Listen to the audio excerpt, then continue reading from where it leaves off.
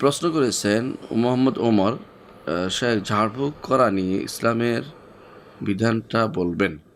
বর্তমানে ঝাড়ফুঁক অর্থাৎ রোকিয়া করা নিয়ে যে ব্যবসা চলছে এই কর্মগুলি কি ঠিক? মোহাম্মদ ওমর, আসলে ঝাড়ফুঁক করা বৈধ যদি কোরআন এবং সুন্নাহ এবং বুঝানো বিষয় বোঝা যায় এমন শব্দ দিয়ে হবে এবং অর্থপূর্ণ বিষয় দিয়ে হয়, তাহলে ঝাড়ফুঁক করা বৈধ। ঝাড়ফুঁকের জন্য পুরোপুরি কোরআন হাদিস দ্বারা প্রমাণিত শব্দ হতে হবে এমন এরকম না, গ্রহণযোগ্য শব্দ হতে হবে, এটা হলো কথা। কোনো শিরক থাকতে পারবে না। লা বাসা বির রোকা মা লাম ইয়াকুন শিরকান, যে রোকিয়া ঝাড়ফুঁক হতে পারে যখন শিরকি বিষয় না হয়।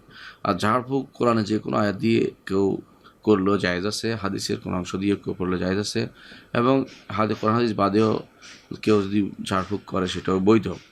কিন্তু শর্ত হচ্ছে যেটা বোঝা যায় না এমন কিছু হতে পারবে না, বা শিরকি কোনো কিছু হতে পারবে না। এর মাধ্যমে বোঝা যাচ্ছে যে ঝাড়ফুঁকের এই ব্যবসা করা যাবে কিনা, প্রশ্ন এটা।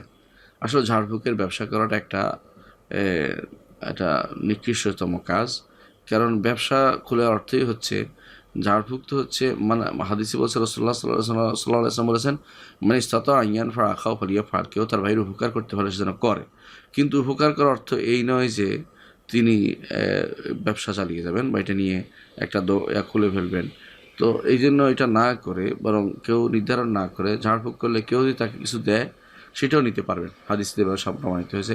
আর নির্ধারণ করলেও নিতে পারবেন যদি কোনো তাদের অভাব থাকে, যেমন সাহাবায়ে কেরামের অভাব ছিল বলে তারা নিয়েছেন, কিন্তু অন্যরা ঝাড়ফুঁক করে কিছু নিয়েছেন প্রমাণিত হয়নি।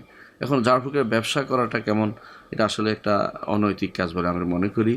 এবং যদি প্রয়োজন থাকে তখন তিনি সেটা দিতে পারবেন।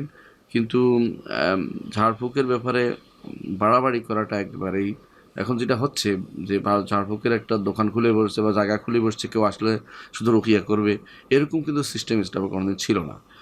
আলেমদের কাছে যেহেতু আলেমরা তাদেরকে কোরআন হাদিসের বা আয়াতের হাদিস দিয়ে বা কোরআন দিয়ে তাদেরকে ঝাড়ফুঁক করে দিতেন, সেটা ভালো ছিল। কিন্তু এখন হয়ে গেছে এটা ব্যবসার একটা সামগ্রী হয়ে গেছে। এইভাবে করা শরীয়ত অনুমোদিত বলে আমরা দেখি না।